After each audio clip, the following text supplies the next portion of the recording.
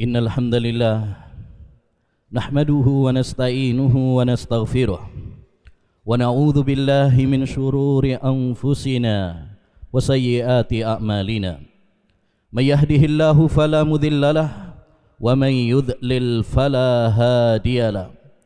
Ashhadu an la ilaha illallah wahdahu la syarikalah wa ashhadu anna Muhammadan abduhu wa rasuluh.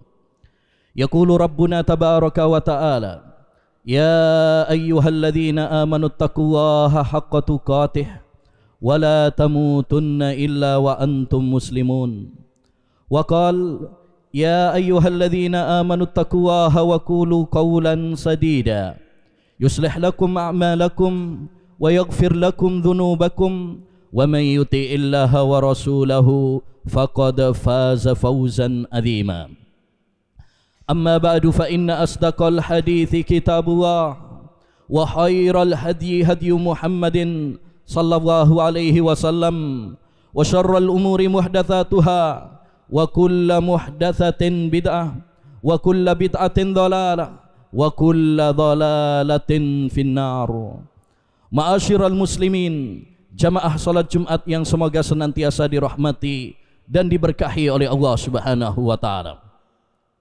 Allah Subhanahu wa ta'ala menciptakan manusia dan jin, dan Allah Subhanahu wa ta'ala mengutus para nabi dan para rasul kepada manusia dan jin untuk mewujudkan ubudiyah hanya kepada Allah Subhanahu wa ta'ala semata. Allah Subhanahu wa ta'ala berfirman, wa ma khalaqtul jinna wal insa illa liya'budun.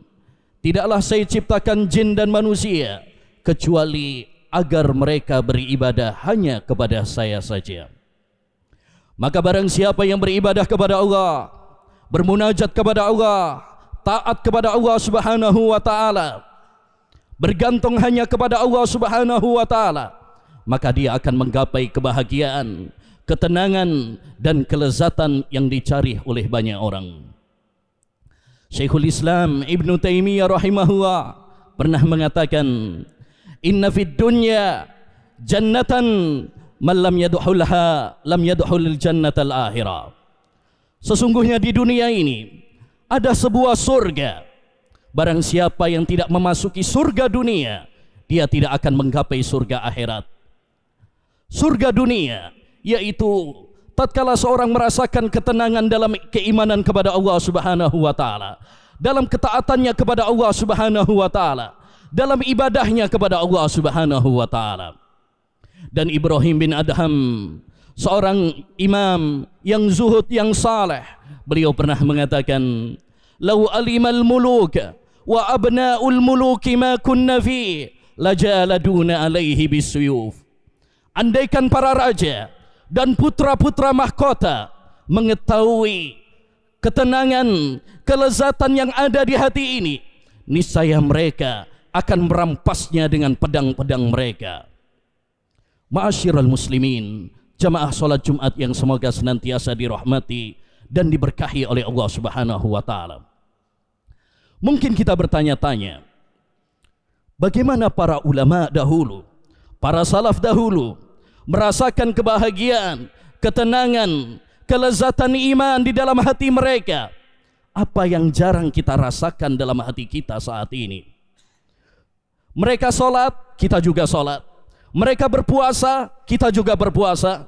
Mereka membaca Al-Quran, kita juga membaca Al-Quran. Namun kenapa mereka bisa merasakan kelezatan iman, merasakan manisnya ketaatan kepada Allah Subhanahu wa ta'ala yang jarang kita rasakan? Apa rahasianya? Apa penyebabnya? Rahasianya adalah ibadatus sirr, ibadah di saat kesendirian, ibadah dalam rahasia antara dia dengan Allah Subhanahu wa ta'ala. Seorang sahabat yang mulia, Zubair bin Awam, yang merupakan salah satu di antara 10 sahabat yang dijamin masuk surga, pernah berwasiat kepada kita semuanya, man istata'a minkum an takuna lahu khabi'atun min amalin salih falyaf'al. Siapa di antara kalian yang bisa memiliki amalan rahasia berupa amal saleh, maka hendaknya dia melakukannya. Dan disebutkan oleh Al-Khuraibi tentang para ulama salaf dahulu, kanu yastahibbuna ayyakuna lirrajuli hubi'atun min amali salih la ta'lamuhu zaujatuhu wa auladuh. Adalah para ulama salaf dahulu, mereka menganjurkan agar seorang memiliki amalan rahasia, amalan tersembunyi yang tidak diketahui oleh istrinya, anaknya, dan orang lain. Ma'asyiral muslimin, jamaah salat Jumat yang semoga dirahmati oleh Allah Subhanahu wa taala. Inilah rahasia kelezatan iman yang dirasakan oleh para ulama salaf dahulu.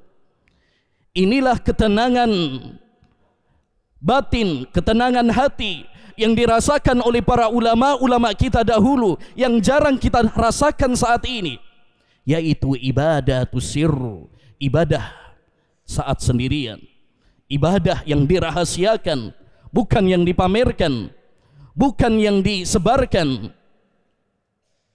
Kenapa? Karena amal-amal yang dilakukan secara tersembunyi, amal-amal yang dirahasiakan akan memberikan banyak faedah. Yang pertama, dia lebih ikhlas. Bukankah ikhlas merupakan syarat diterimanya amal? Yang kedua, lebih menumbuhkan rasa takut kepada Allah Subhanahu wa taala. Karena kita benar-benar merasa diawasi, dilihat oleh Allah Subhanahu wa taala, bukan diawasi oleh manusia. Yang ketiga, lebih selamat dari cinta popularitas, cinta pujian. Yang keempat, lebih selamat dari penyakit-penyakit hati, noda-noda hati yang kerap kali menggerogoti keikhlasan kita. Maka ma'asyiral muslimin, jamaah salat Jumat yang semoga dirahmati oleh Allah Subhanahu wa taala, hendaknya bagi kita meniru dan meladani mereka dengan berusaha merahasiakan, menyembunyikan amal-amal kita. Dan amalan-amalan yang rahasia, tersembunyi, banyak contohnya. Di antaranya yang pertama adalah a'malul qulub, amalan-amalan hati. Amalan hati berupa iman, berupa ketakwaan, berupa rasa takut kepada Allah Subhanahu wa taala, berupa cinta, tawakal, dan amal-amal hati lainnya. Rasulullah sallallahu alaihi wasallam mengatakan, ala wa inna fil jasadi mudghah idza salahat salahal jasadu kulluh wa idza fasadat fasadal jasadu kulluh ala wahyal qalb. Ketahuilah bahwa pada jasad manusia ada sekerat daging. Jika dia baik, yang lainnya akan mengikut, yang lainnya akan menjadi baik. Apabila rusak, yang lainnya pun akan rusak, yaitu hati. Hati bagaikan raja. Jika raja baik, dia akan memerintahkan prajuritnya untuk kebaikan. Jika rajanya rusak, dia akan memerintahkan prajuritnya untuk kerusakan. Jika hati baik, dia akan memerintahkan mata untuk melihat yang halal, melihat yang baik. Dia akan memerintahkan telinga untuk mendengar yang baik. Dia akan memerintahkan tangan untuk melakukan yang baik. Dia akan memerintahkan lisan berbicara yang baik. Dia akan memerintahkan kaki melangkah ke tempat-tempat yang baik. Sebaliknya, jika hati ini rusak, maka dia akan memerintahkan mata, telinga, lisan, tangan, kaki menuju dosa dan kemaksiatan kepada Allah Subhanahu wa taala. Maka perbaiki hati-hati kita, perbaiki batin kita, karena ini adalah ruh amal. Sedangkan amalan-amalan yang lainnya hanyalah pengikut semata. Yang kedua, ma'asyiral muslimin, di antara contoh amalan rahasia adalah salat malam. Rasulullah sallallahu alaihi wasallam bersabda, ayyuhan nas afsus salam wa at'imut ta'am wa sallu bil laili wan nasu niyam tadkhulul jannata bisalam. Wahai sekalian manusia, sebarkan salam, berikanlah makanan kepada orang yang membutuhkan, dan salatlah di saat malam hari, saat orang yang lain terlelap dalam tidur mereka. Niscaya kalian akan masuk surga dengan kedamaian. Maka hendaknya bagi kita untuk memiliki bagian dari sholat malam di rumah kita masing-masing, tidak terlihat oleh siapapun, karena itu termasuk ibadatus sir yang sangat menakjubkan, yang menumbuhkan kebahagiaan, ketenangan dan kelezatan di dalam hati. Dan di antara contoh yang lain dari ibadatus sir adalah sedekah secara tersembunyi, terutama kepada mereka yang lemah, para janda, para anak-anak yatim dan lain sebagainya. Nabi SAW tatkala menyebutkan 7 golongan yang akan mendapatkan naungan di hari akhir nanti, di suatu hari yang tidak ada naungan kecuali naungan Allah. Salah satunya adalah wa rajulun tasaddaqa bi sadaqatin fa ahfaha hatta la ta'lama shimaluhu ma tunfikuhu yaminuh.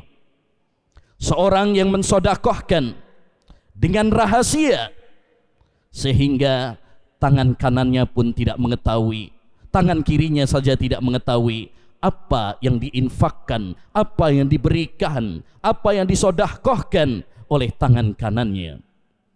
Dia betul-betul berusaha merahasiakan sedekahnya sehingga tidak diketahui oleh banyak orang. Terutama bersedekah membantu orang-orang yang lemah.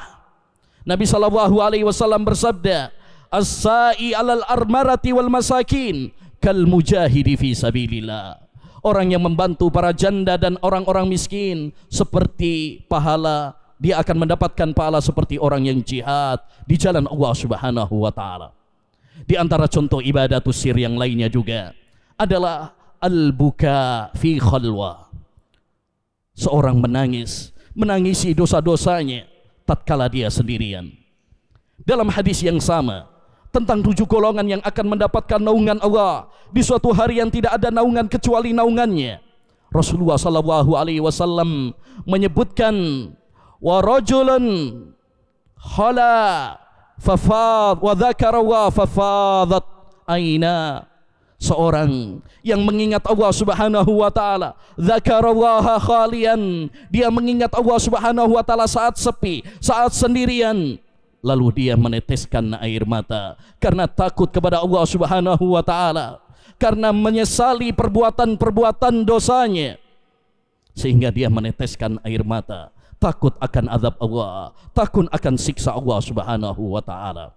Dan Nabi SAW bersabda, ainani la tamassuhumun nar, 2 mata yang tidak akan disentuh oleh api neraka. Ainun bakat min khasyatillah wa ainun tahrisu fi sabilillah. Mata yang menangis karena rasa takut kepada Allah Subhanahu wa taala, dan mata yang terjaga dalam jihad fi sabilillah. Ma'asyiral muslimin, jamaah salat Jumat yang semoga dirahmati oleh Allah Subhanahu wa taala. Intinya, mari hendaknya bagi kita semuanya, setiap muslim dan muslimah, memiliki amalan-amalan rahasia dalam hidup ini sebagai bekal untuk menghadap Allah Subhanahu wa taala di saat tidak ada yang bermanfaat kecuali orang yang menghadap Allah Subhanahu wa taala dengan hati yang bersih. Di saat semua rahasia-rahasia kita akan dibongkar oleh Allah Subhanahu wa taala. Yauma tubalas sarair. Pada hari itu semua rahasia hati manusia akan dibongkar, dibuka oleh Allah Subhanahu wa taala. Aqulu qauli hadza wa astaghfirullah li wa lakum wa lisairil muslimina wal muslimat fastaghfiruh innahu huwal ghafurur rahim.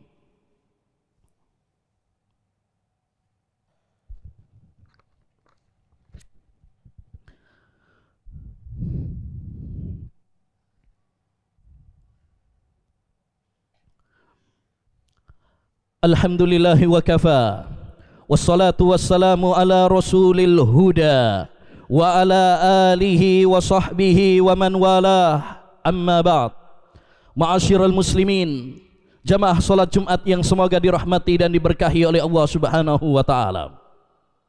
Jika kita dianjurkan untuk memiliki amalan-amalan rahasia yang hendaknya kita rahasiakan, yang hendaknya kita sembunyikan, yang hendaknya kita lakukan saat sendirian, maka sebaliknya kita juga harus takut kepada Allah Subhanahu wa taala, meninggalkan maksiat dan dosa saat kita sedang sendirian. Ma'asyiral muslimin rahimani wa rahimakumullah. Kesendirian adalah sebuah ujian dan cobaan terberat pada zaman kita sekarang.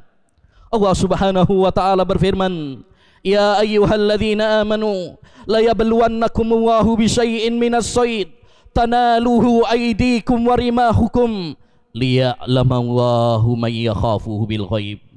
Wahai orang-orang yang beriman, Allah Subhanahu wa taala akan menguji kalian dengan binatang buruan yang diharamkan oleh Allah Subhanahu wa taala saat seorang sudah ihram, saat umrah atau haji.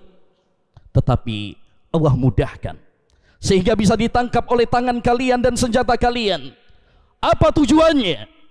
Liya'lamallahu may yakhafuhu bil ghaib, agar Allah Subhanahu wa taala mengetahui siapa di antara kita yang takut kepada Allah Subhanahu wa taala saat sendirian. Maka wahai saudaraku, wahai saudariku, saat kita sendirian, ingatlah bahwa itu adalah ujian dari Allah Subhanahu wa taala. Allah ingin menguji di antara kita siapa yang takut kepada Allah Subhanahu wa taala dan siapa yang takut kepada manusia. Maka waspadalah, maka hati-hatilah dari dzunubul halawat, dosa-dosa yang dilakukan saat sendirian. Seorang ulama pernah mengatakan, la takun waliyan lillah fil zahir aduwan lillahi fil batin. Janganlah kamu menjadi wali Allah Subhanahu wa taala secara zahir, tetapi sejatinya engkau adalah musuh Allah Subhanahu wa taala saat engkau sedang sendirian.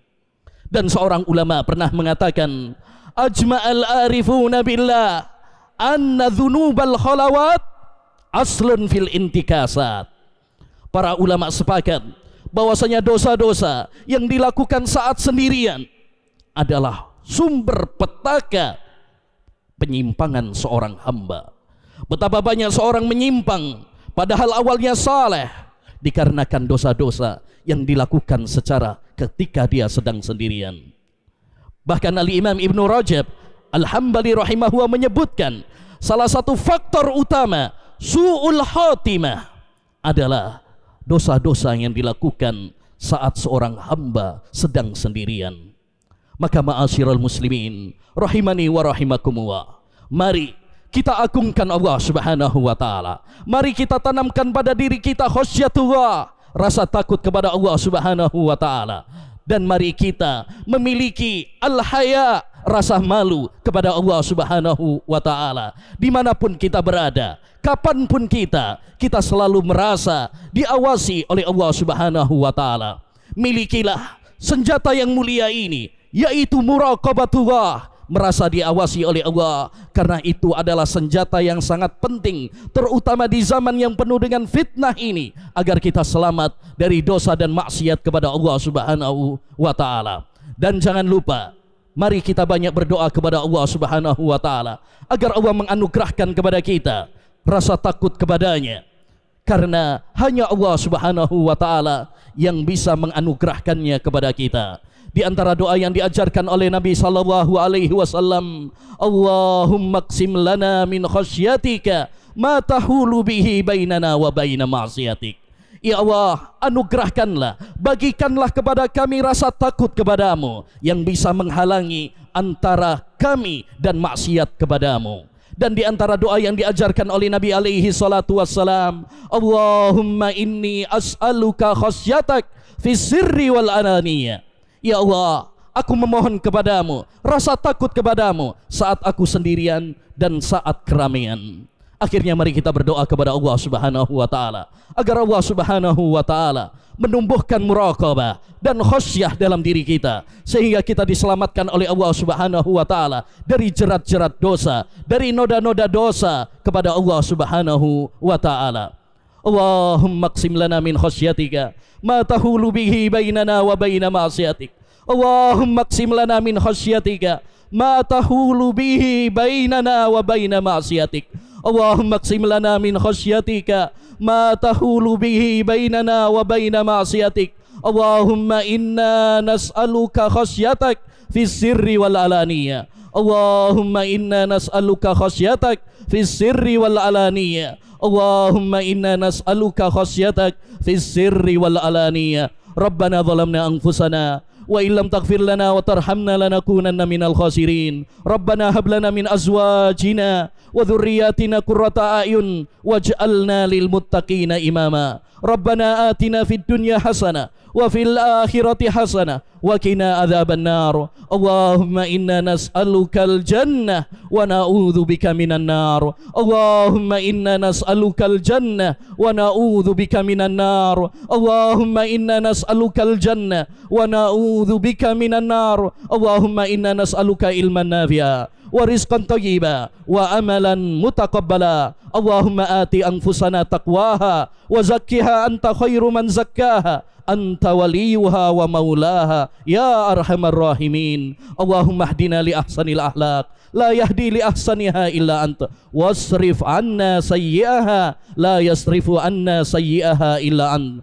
Allahumma ihfaz biladana Indonesia minal fitan ma dhahara minha wa ma batan. Allahumma ihfaz biladana Indonesia minal fitan ma dhahara minha wa ma batan. Allahumma ihfazna minal fitan ma dhahara minha wa ma batan. Allahumma ihfaz syababana wa nisa'ana wa auladana minal fitan ma dhahara minha wa ma batan. Inna Allaha malaikatahu yusalluna 'alan nabi ya ayyuhalladzina amanu sallu alaihi wa sallimu taslima.